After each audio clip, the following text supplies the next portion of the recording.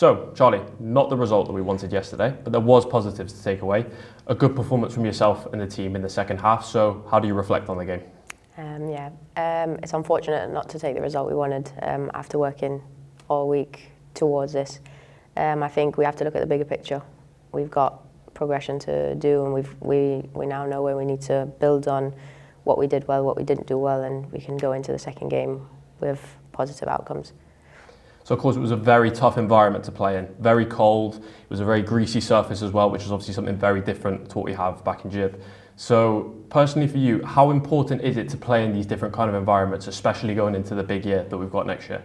Yeah, it's massive. We need to adjust to any sort of environment, if whether it be hot, cold, the pitch not be as good, grass, astro, we're going to get it all. So we just need to be as prepared as possible, and last night was another outcome that we will face up against come February.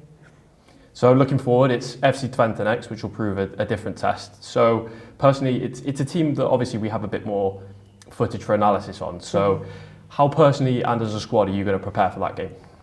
I think a lot of it is focused on us and our game plan and what we like to do. I don't think we're a team that goes out and plans according to who we're playing against. I think we're trying to build our character, and Scott is doing a really good job at that at the moment, and I think we're focusing on analysis, trainings, we're going in the right direction, I think. So what we have to show, we'll show in that game.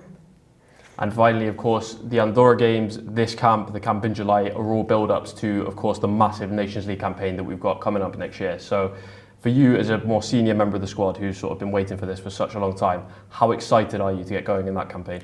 Honestly, at first I thought Nations League was in September and we still had so long to prepare. So now knowing that it's February is a shock, but I'm just really excited. It's what I've been wanting since I was a little girl. So to have this build up, it feels like every camp is getting more and more closer, and it's just so exciting. And we're preparing well. I feel like we're going into it as strong as we've ever been in a position. So I think we're doing really well so far, and I'm excited.